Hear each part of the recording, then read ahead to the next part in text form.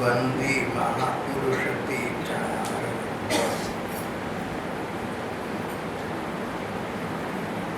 श्री रामकृष्ण परमहंस के समकाली स्वामी ब्रह्मानंद का पाठ प्रसंग कर रहे हैं।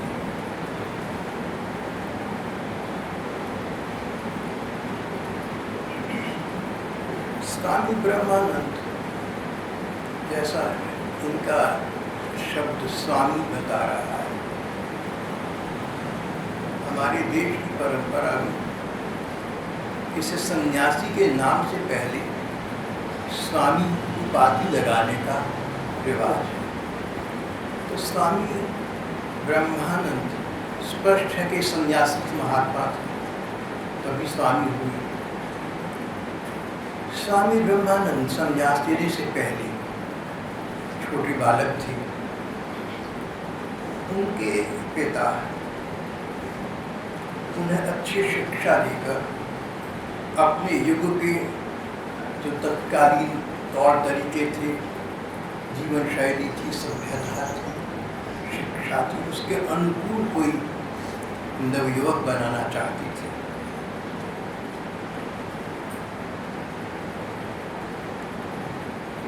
पर पिता ने आनंद मोहन घोष ने देखा कि इस पुत्र के आसार तो थोड़े अलग हैं।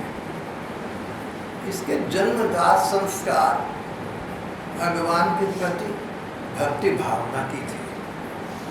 खेल खेल में ठाकुर जी की सेवा पूरा करना, गीत गाना तो ठाकुर जी के भजन और पद गाना, कीर्तन करना।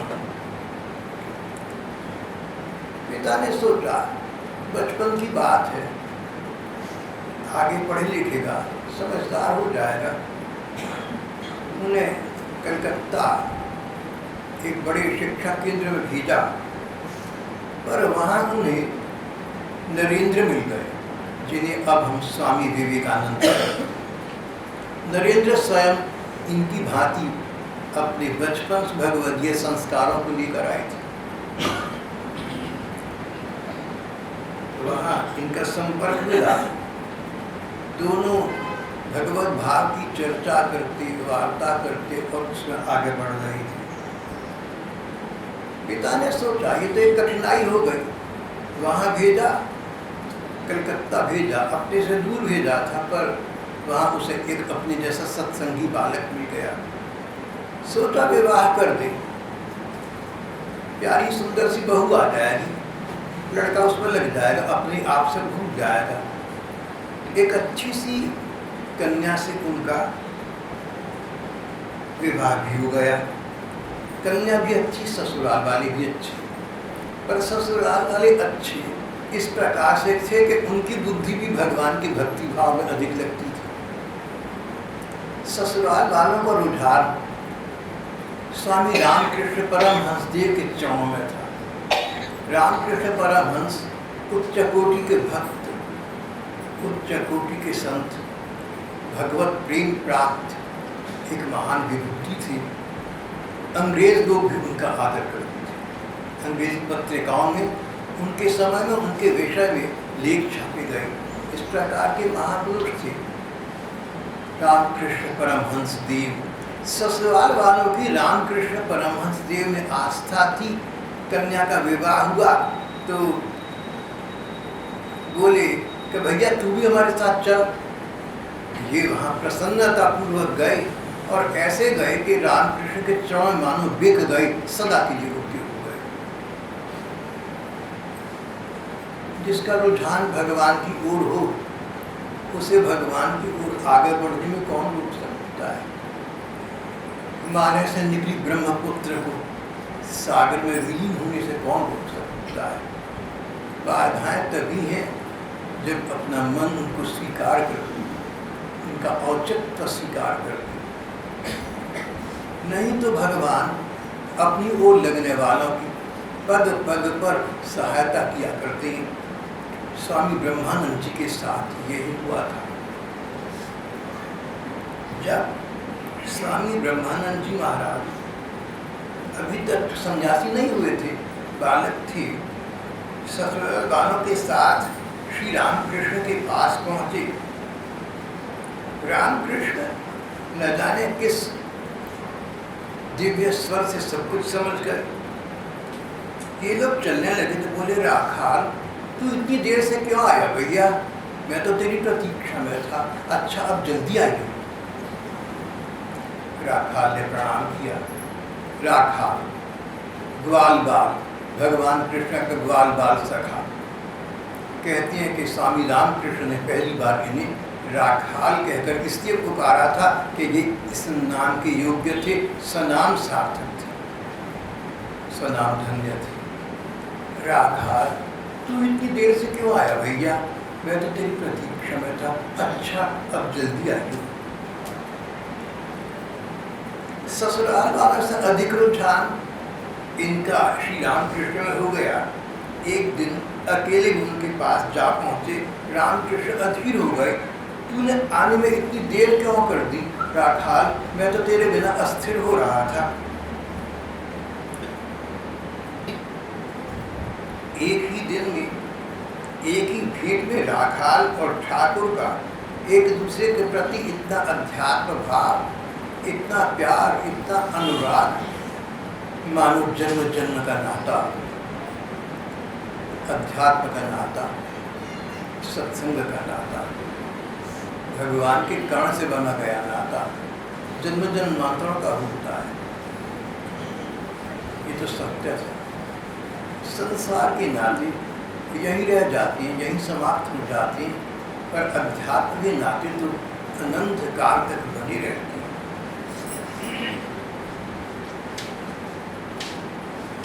इतना प्रसंग हम पिछले रविवार की प्रार्थना कर चुके हैं।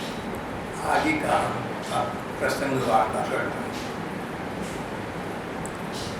श्री रामकृष्ण को वहाँ के लोग, कलकत्ता के पास दक्षिणेश्वर मंदिर है, मंदिर में के प्रधान संत थे, वहाँ लोग इन्हें ठाकुर का, ठाकुर का श्री रामकृष्ण का और उनके लाडले राखाल का घनिष्ठ संबंध स्थापित हो गया, प्रेम संबंध स्थायी हो गया। राखाल और ठाकुर का संबंध अध्यात्म का था, भगवान को पाने के लिए था, सत्संग का था, संसार की दृष्टि से अद्भुत विचित्र नाता था। राखाल को लगता, राखाल को कभी लगता कि रामकृष्ण मेरे पिता के समान है, मैं उनके मानसिक पुत्र के समान। कभी लगता ये तो मेरे शाखा हैं, हम तो दोनों मित्र हैं। कभी लगता नहीं नहीं, ये तो गुरु हैं, ये तो संत हैं, इनसे दिशा दर्शन प्राप्त करके मैंने साक्षात भगवान को प्राप्त करना है। इस प्रकार राखाल और रामकृष्ण का परस्पर अध्यात्म का ऐसा नाता बन गया। मुख्य नाता गुरु शिष्य का ही रहा, बाद में जाकर वही नाता स्थिर हो गया।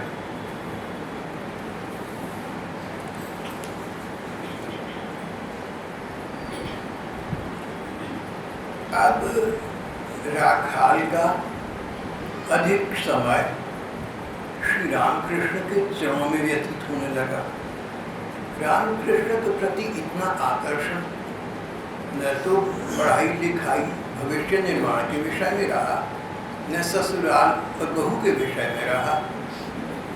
माता पिता के विषय में तो बचपन से बहुत कम था। इष्ट मित्र मंडली में न रहा।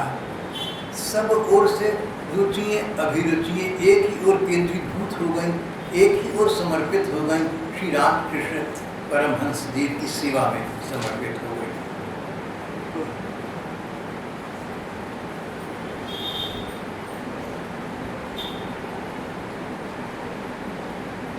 राखाल कभी कभी ठाकुर रामकृष्ण से रूठ जाते, जैसे बालक किसी बड़ी से रूठ जाए।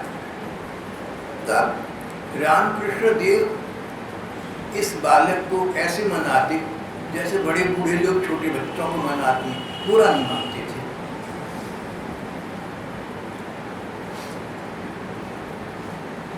एक बार राखाल श्री रामकृष्ण रूठ गए और साथ वालों से कहा कि स्वामी जी से मेरा नाता क्या रह गया। मुझे तो ठीक बात नहीं लगी, मैं वहाँ जाऊँगा। रामकृष्ण को ये बात पता चली, बोले बालक की तरह मुस्कुराए।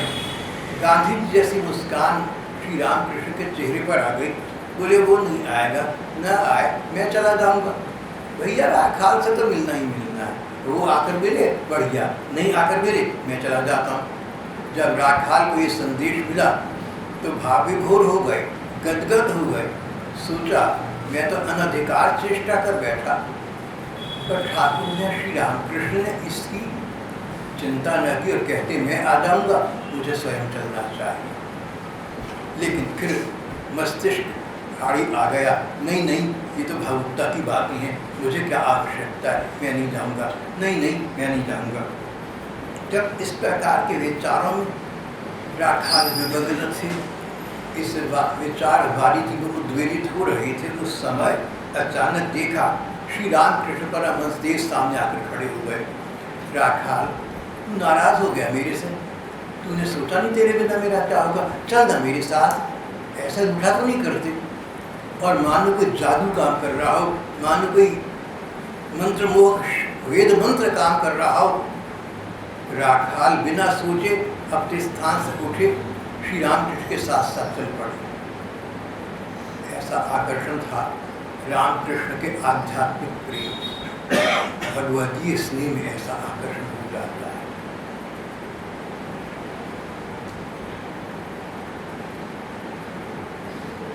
फिर जब राखाल सामान्य मनोस्थिति को प्राप्त हुए, नॉर्मल हो गए और दिनचर्या पूर्ववत संचालित हो गई, तो रामकृष्ण शीघ्र एक दिन राखाल को पास बुलाकर सामने बिठाकर बोले, राखाल एक बात तू भली भांति समझ ला, जब तेरे जीवन का उद्देश्य भगवान को पाना है तो भैया ऐसा काम कभी मत करना जो भगवत प्राप्ति में बाधा डालता हो। साधना में, भजन साधना में चंचलता नहीं होनी चाहिए। ठाकुर रामकृष्ण ने बहुत, मुझे तो ये बात बहुत जची। साधना पद्धति में, भगवान के प्रेम मार्ग में, भगवान की प्राप्ति के मार्ग में गंभीरता बनाए रखना, उस पर दृढ़ता की आवश्यकता है, एक निष्ठा की आवश्यकता है।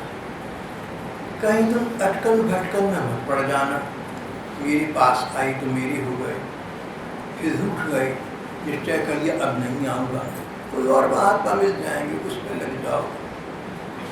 एक निष्ठा से काम चलता है।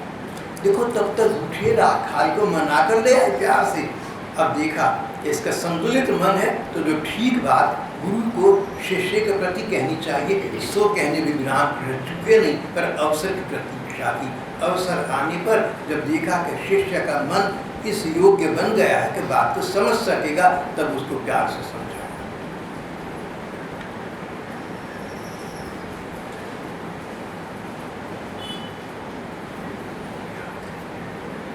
इधर अभी ये प्रसंग आ चुका है कि कलकत्ता के एक उच्च शिक्षा केंद्र में राखाल के एक साथी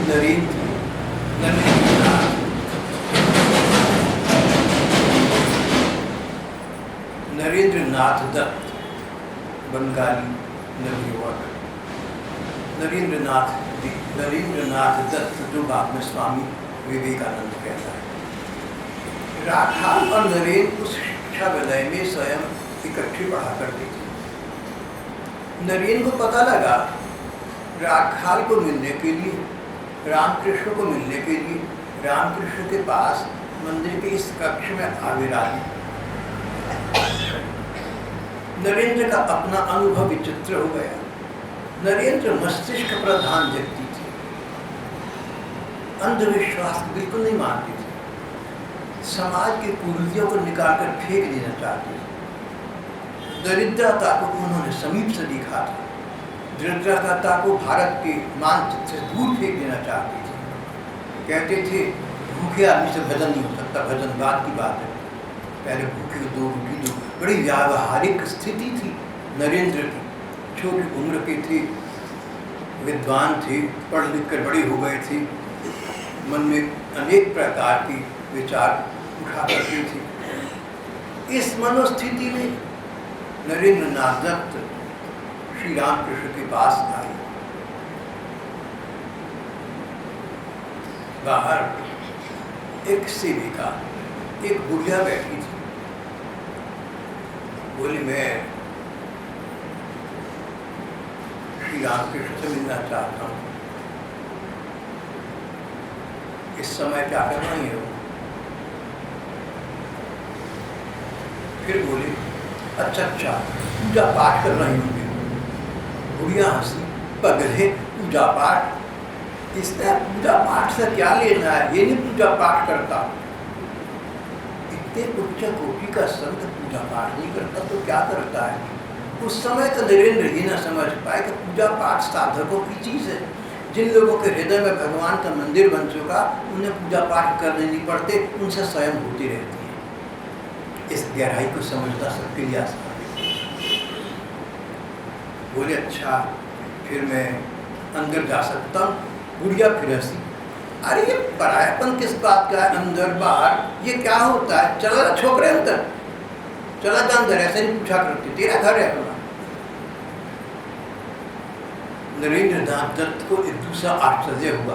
उन्हें अंग्रेजी शिक्षा मिली थी, पूछ कर जाओ, आज्ञा लेकर बैठो। शिष्टाचार, शिष्टाचार से आगे संताचार है, इसकी शिक्षा तो मुझे नहीं मिली थी। यहाँ पर शिष्टाचार काम नहीं कर रहा था, शिष्टाचार से ऊपर की दुनिया थी, संताचार काम कर रहा था। संत के पास सब बराबर। नरेंद्र नाथ दत्त अंदर गए, उन्हें स्वामी रामकृष्ण का सर सुनाई पड़ा। आसपास बैठे कुछ लोगों के साथ वार्ता कर रहे, तुम ये जो कहते हो ना पढ़े लिखे लोग कि भगवान भगवान नहीं होता, तो तुम ये कहा करो कि तुमने नहीं देखा, इससे नहीं होता। अरे जिन्होंने देखा वो तो नहीं कहेंगे ना तुम सच बोल रहे हो, परमात्मा नहीं होता क्योंकि तुमने देखा नहीं। तर्कशील बात है कि मैं कहूँ कि मैं इस चीज़ को नहीं मानता क्योंकि मैंने देखी नहीं, हो सकता है उसको देखने की योग्यता मेरे में ना हो।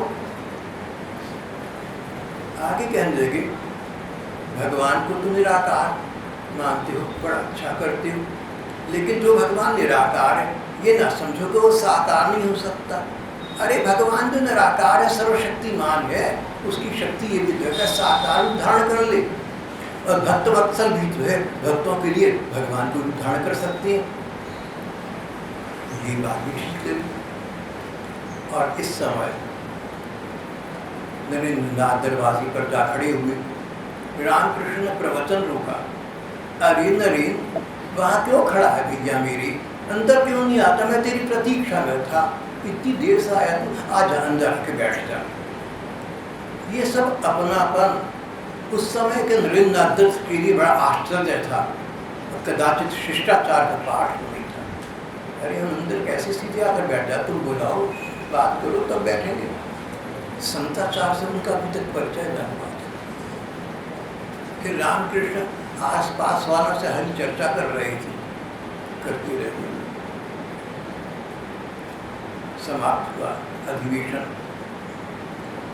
इस पहली भेंट में नरेंद्र नाथ दत्त श्री रामकृष्ण से मन ही मन आकृष्ट हो चुके थे, पर मस्तिष्क प्रधान थे, अंग्रेजी शिक्षा प्राप्त की थी। बोले अभी कुछ कहूँगा नहीं, पहले कुछ समय देखूंगा।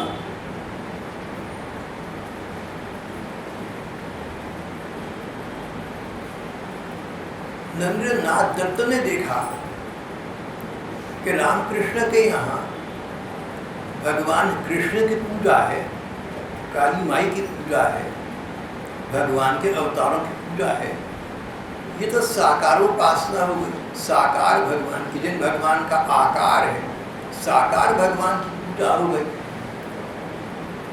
नरेंद्र नाथ दत्त के मन में ये समाया हुआ था कि परमात्मा निराकार होता है।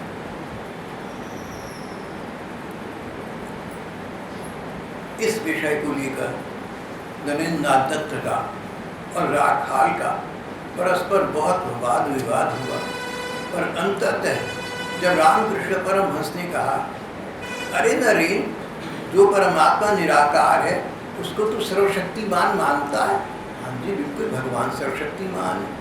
तो जिसके पास सारी शक्ति, ये शक्ति नहीं है कि भक्त कहे रूप धारण करके आओ तो रूप धारण करके आ जाए। नरेंद्र निरुत्तर हो गए। कलकत्ता विश्वविद्यालय के स्नातक, कलकत्ता यूनिवर्सिटी के इंग्लिश में ढले हुए ग्रेजुएट, मालूम जिह्वा बंद हो गई, कुछ बोल न सके। तर्क बड़ा उचित है, जो भगवान निराकार है और सर्वशक्तिमान है उसके पास ये शक्ति नहीं है कि रूप धारण करेंगे। भक्तों के लिए भगवान क्या नहीं करते नरेंद्र, तू भगवान की प्रेमा भक्ति से पूजा कर, तू इन बातों के लिए नहीं बना भैया। नरेंद्र को एक और मानो आघात पहुंचा, तू इन बातों के लिए नहीं बना, मैं साकार पूजा के लिए बना।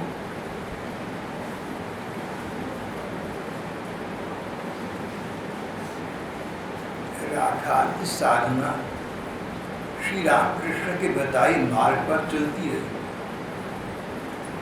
बहुत समय बीत गया, राखाल के मन में एक कष्ट उत्पन्न हो गया, एक शंका आ गई। श्री रामकृष्ण के बताए मार्ग पर मैं लगातार चल रहा हूँ,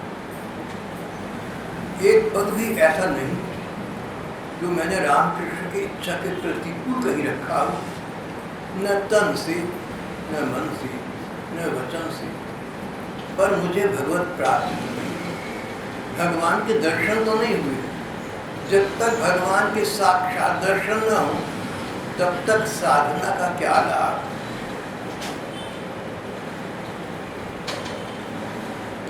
फिर श्री रामकृष्ण से कहा, बार बार कहा, रामकृष्ण बार बार एक ही उत्तर देते, सब कुछ समय से होगा राखाल, अभी तेरा समय नहीं हुआ, तू साधना करता रहे। रामकृष्ण का कहा मानकर राखाल साधना करते रहे, पर यह भी लगता रहा कि इतनी साधना की अभी तक तो कुछ हुआ नहीं, आगे ही क्या हो जाएगा, ऐसा मन में विचार आ जाता। एक दिन राखाल मंदिर के एक कोने में बैठे जप कर रहे थे। अचानक उनकी आंखें खुल गई, इसलिए कि इस स्थान पर एक दिव्य प्रकाश, एक अलौकिक प्रकाश उद्दीप्त हो गया।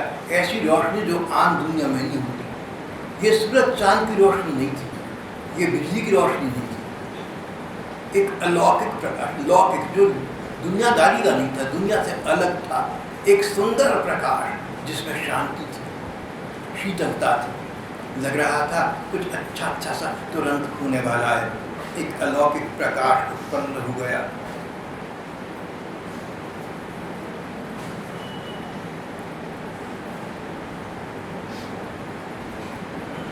और फिर ये प्रकाश पुंजीभूत होता गया, एक दीप शिखा के रूप में मानो परिणत होता गया। उन्हें लगा कि मेरे सामने कदाचित भगवान प्रकट होने वाले हैं, साक्षात भगवान मुझे दर्शन देने वाले हैं। घबरा गई राखाल, बहुत घबरा गई, डर लगा, भागे निकल कर रामकृष्ण के पास भागते हुए आए। रामकृष्ण मुस्कुराए, राखाल क्या हुआ? मन में सब जानती थी, कदाचित बात बताई। बोले अच्छा, तू तो कहता था भगवान के दर्शन नहीं हुए।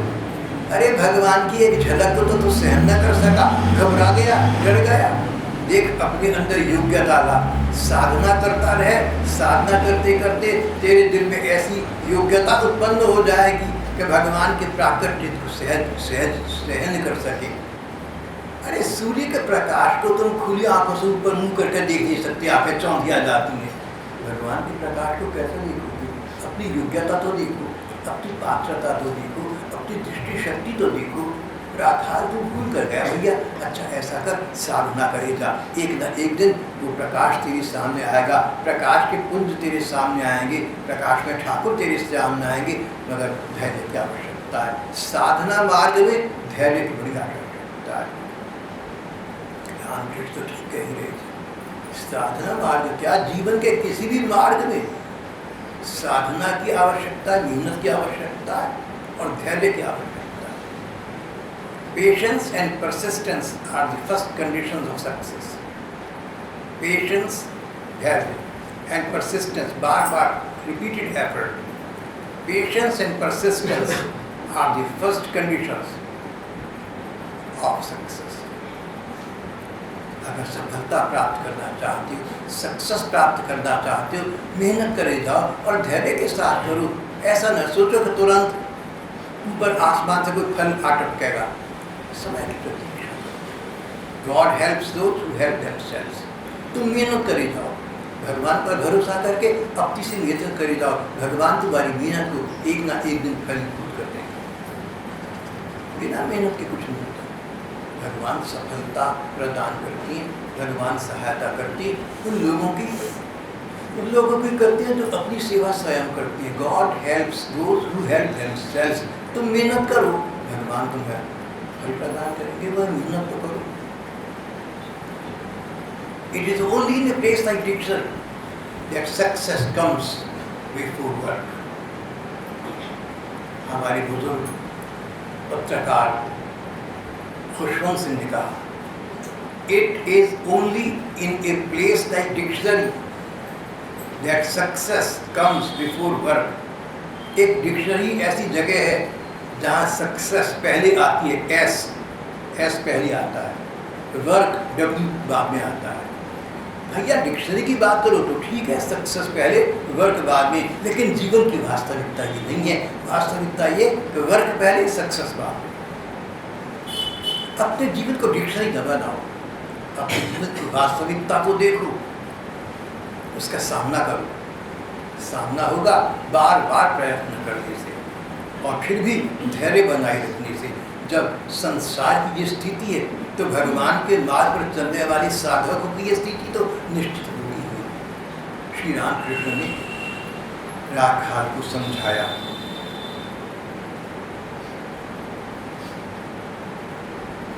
फिर श्री रामकृष्ण ने राखाल को एक मंत्र दिया, तो इस मंत्र का जप किया कर। इस मंत्र के जब से तुझे सिद्धि, तुझे सफलता प्राप्त होगी। राखाल कभी कभी रामकृष्ण से रूठे बालक की भांति बोल पड़ते। बोले, तुमने पहले मंत्र क्यों नहीं दिया? अगर इस मंत्र के जब से प्रभु प्राप्ति होती है तो पहले क्यों नहीं दिया? इतनी देर से मैं कब से तुम्हारे पास आया हुआ? मैंने तुम्हारे घर छोड़ दिया, माता पिता बहू बच्चे दोबारा कहूँ, माता पिता छोड़ दिए, पत्नी को छोड़ दिया, सब छोड़ दिया, और मंत्र तुमने आज दिया मुझे? प्रभु रामकृष्ण फिर मुस्कुराए, बोले बालक की भांति, गांधी जी की भांति मुस्कुराए।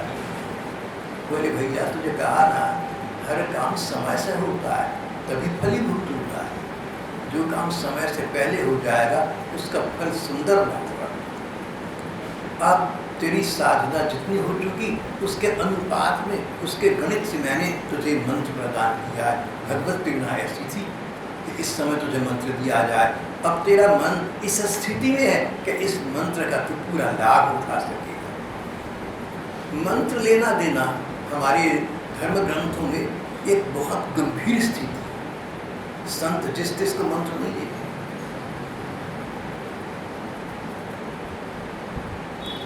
गुरुजन जिस तिस को मंत्र नहीं देते। अगर तुम मंत्र पाना चाहो तो पहले अपनी योग्यता तो स्थापित करो। अगर तुम एमए की पढ़ाई करना चाहते हो यूनिवर्सिटी में तो पहले सर्टिफिकेट दिखाओ तो सही कि तुम बीए पास। और मैट्रिक फेल हो गया, तुम एमए में एडमिशन लेना चाहो तो क्या होगा? रामकृष्ण ने मंत्र दिया, उचित समय आने पर अपने उचित शिष्य राखाल रामकृष्ण की उन्होंने प्रताड़ना सुनी, मानो फटकार सुनी, चरों में माथा टिका दिया। ठाकुर तुम ठीक कहते हो, मैं ही भटक गया था। तुम्हारी बात तो सदा ठीक होती है, मैं ही हूँ जो सदा भटक जाता हूँ। अच्छा, इसी प्रकार मेरी पर कृपा दृष्टि सदा बनाए रखना। प्रभु जी मेरे अवगुण चित्त न धरो, मेरे अवगुणों को ध्यान मत देना। राखाल को लगा कि ठाकुर तो परिपूर्ण संत हैं, उन पर किसी प्रकार की शंका करना, उन पर किसी प्रकार का आक्षेप करना अपनी हानि करेगा। रामकृष्ण का तो कुछ जाएगा नहीं, वो तो इन बातों से उठ चुके भगवान के हृदय में स्थान प्राप्त कर लिया। तभी उन्होंने ठीक समय आने पर ठीक व्यक्ति को आज मंत्र प्रदान किया था। मंत्र प्रदान करना और मंत्र स्वीकार करना बहुत गंभीर बातें हैं। भाई बहन इस बात को समझें, बड़ी गंभीर मामला है।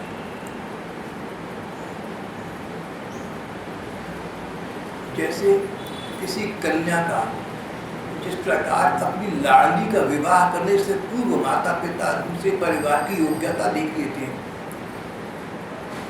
इसी प्रकार अध्यात्म जगत में जो सच्चे गुरुजन हैं, जिनको शिष्य संख्या से कुछ लेना देना नहीं है, ठोसता से भी ले लेना है। दो बातें अलग है। शिष्य संख्या, कोई संत कहे 20 सारे शिष्य हैं मेरे, दूसरे हंसकर कहें मेरे 2 लाख हैं। 20,000 कह रहा है ना, इसके 20,000 चेले हैं, मेरे तो 2 लाख हैं। लेकिन जो हमारी परंपरागत संत हैं, हमारी धर्म ग्रंथों के अनुगत जो चले हैं, उन संतों से पूछो तो शिष्य अधिक भी हो सकते हैं और थोड़े बहुत भी हो सकते हैं, बहुत कम भी हो सकते हैं। कारण किसी की योग्यता देख करके वो इस मार्ग पर चलेगा, तभी संत जन मंत्र के रूप में अपनी आशीर्वाद की ऊर्जा शक्ति से शिष्य को संपन्न किया करती हैं। ये एक प्रकार का शक्ति संचार है जो शक्ति प्राप्त गुरुजन शिष्य के प्रति स्वयं कर दिया करते हैं। श्री रामकृष्ण ने आज सुयोग्य वजह देखकर, सुयोग्य व्यक्ति देकर एक मंत्र की स्थापना की, मंत्र प्रदान किया। ठीक समय पर ठीक व्यक्ति को मंत्र मिला, भला फलीभूत कैसे न होता।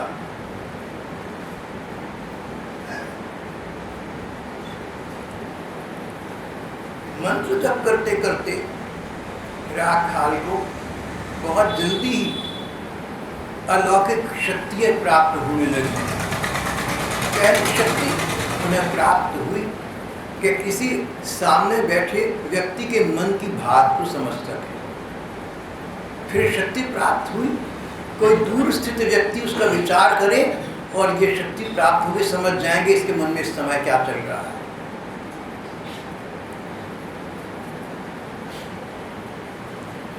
एक बार वृंदावन था, पता लगा एक संत आए हुए मन की बात पहचान जाते हैं। बड़े बड़े लोग संत महात्माओं के दर्शन करने जा रहे थे, मुझे बोले आप चलेंगे? मैंने कहा बिल्कुल नहीं जाऊंगा। बोले क्यों? मैंने सुना है मन की बात पहचान समझ जाएंगे, इसके मन में संसार है, भगवान तो है नहीं।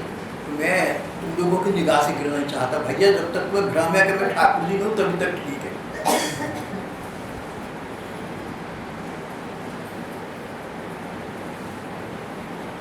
रामकृष्ण देव भगवान ही में रमा करते थे। रामकृष्ण देव का मन भगवान का मंदिर बन चुका था। हम लोगों का मन तो रद्दी, कागजों की टुकड़ी है, कूड़े कबाड़ की टुकड़ी है, डस्टबिन, वेस्ट पेपर पे। रामकृष्ण का मन ऐसा नहीं था, उसमें तो राम और कृष्ण का संयोजित समन्वित रूप उपस्थित था। हर पल हर क्षण उनको श्री राम कृष्ण का, श्री राधा कृष्ण का, भगवान का हर पल हर क्षण उन्हें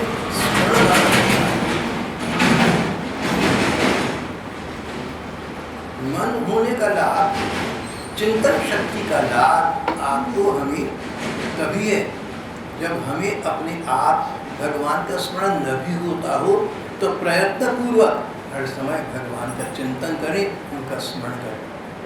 स्नानागार में गए, स्नान में समय लगा, 20 मिनट लगे, आधा मिनट, घंटा लगा, 10 मिनट लगे।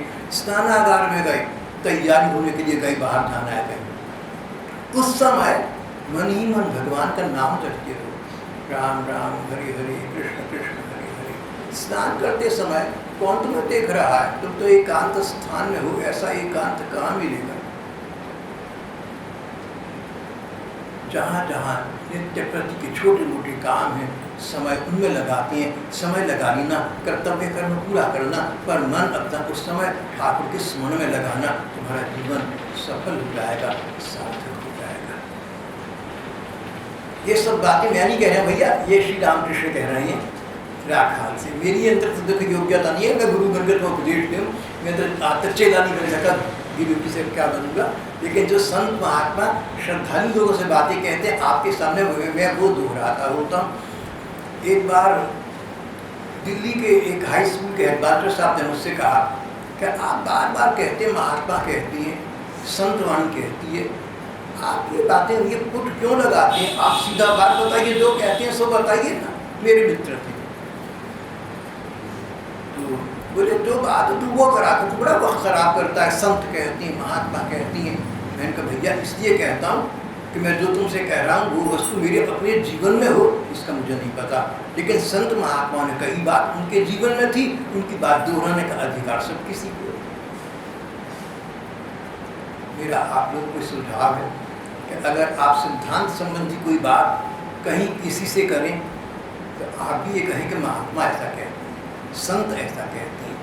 अगर आपका अपना अनुभव हो तो आप सीधा भी कह सकते हैं। तो बात चल रही थी मंत्र।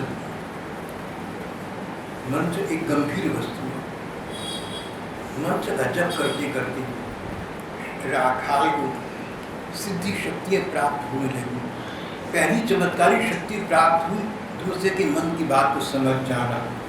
उन्होंने इस शक्ति का प्रयोग करके देखा और फिर जो लोग दक्षिणेश्वर मंदिर में श्री रामकृष्ण के दर्शन करने आते, पहले उनका मन टटोल लेते। इनके मन में ये योग्यता है कि हमारे स्वामी जी के पास जाएं। अरे स्वामी जी तो भोले हैं, जो जाता है सरल भाव से सबको बिठाकर बातें करने लगती है। लेकिन हमें देखना चाहिए कि स्वामी जी का समय नष्ट कोई न करे। इसके लिए आवश्यक है मैं अपनी सिद्धि का प्रयोग करूंगा। जो लोग श्री रामकृष्ण को मिलने आते हैं उनका मन टटोल कर अंदर अंदर पहले देख लूंगा। अगर इस योग्य है कि श्री रामकृष्ण के चरणों में पहुंचे तो जाने दूंगा, नहीं तो नहीं। रामकृष्ण सारी बात समझ गए। राखाल तूने ये क्या किया भैया, तू तो बड़ी बेकार की बातों पड़ गया। जो आता है आने दे। और देख तुझे बताऊं, एक बार राखाल सिद्धि चमत्कार के चक्कर में मत पड़ी। ये अच्छी चीज़ नहीं होती। तू भगवान का प्रेम चाहता है ना, तो जब तक मंत्र जपते जपते भगवान का प्रेम प्राप्त न हो, ऐसी स्थिति न आए कि भगवान के बिना मन विकल हो जाए, मन व्यथित हो जाए, मन हृदय हो जाए, आंखों में आंसू भर आए, तब तक मंत्र का जप करी जा। ये सिद्धि चमत्कार ये तो खिलौने हैं, ये तो तुझे विचलित करने के लिए बीच में आ रहे हैं, तेरी परीक्षा ले रहे हैं। अगर तू इनमें लग गया ना तो इन तक सीमित रह जाएगा। छोटा बच्चा पालने में सो गया, माँ रसोई के काम में लग गई, बच्चा जागा रोया, माँ ने खिलौने डाल दिए, उनमें लग गया, माँ फिर काम में लग गई। पर फिर भी चुप न हुआ, फिर भी रोता रहा। माँ ने गोली ट्रॉफी मीठी चीज़ें डाल दी, उनमें भी न लगा। अगर उनमें लग गया, माँ फिर काम में लग गई, उनमें भी न लगा। माँ ने देखा रोज जा रहा है, रोज जा रहा है। आखिर काम छोड़ के गंदे मंदे बच्चे को जैसे को गोदी में उठा के कुछ काम नहीं देगा। ये सिद्धि ये चमत्कार सब विघ्न हैं भगवत प्राप्ति के मार्ग में। रामकृष्ण बोले इनको मत छुइयो, जो इनके चक्कर में फंस जाएगा भगवत प्रेम से वंचित रहेगा। भगवत प्रेम प्राण चाहता है तो पद प्रतिष्ठा चमत्कार और सिद्धि की कामना को यही लोग लगा। राखाल की समझ में बात आ गई।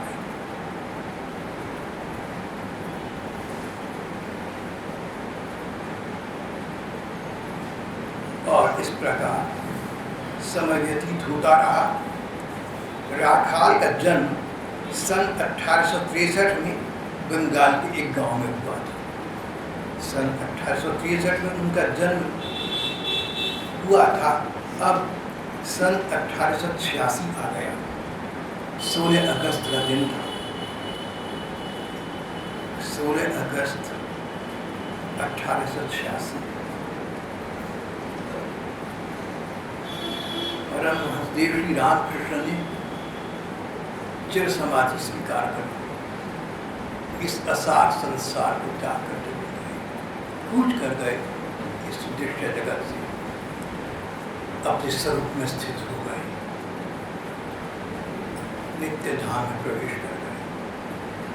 बाह्य जगत में जो उद्देश्य था उसे पूरा कर गए। जिनको जहाँ लगाना था, जिनको जो बनाना था, सब कर गए। लक्ष्य की पूर्ति हो गई, उद्देश्य पूरा हो गया। अब इस शरीर को रखने से क्या लाभ? श्री रामकृष्ण ने सदा सदा के लिए बाहरी दृष्टि से आंखें नीचली और देखते देखते सैकड़ों सहस्त्रों लोगों के रोते धोते उनका अंतिम संस्कार गंगा जी के किनारे कर दिया गया। श्री रामकृष्ण के विछोह को राखाल और उनके अन्य संगी साथी सह न सके। बहुत कष्ट हुआ उनके मन में।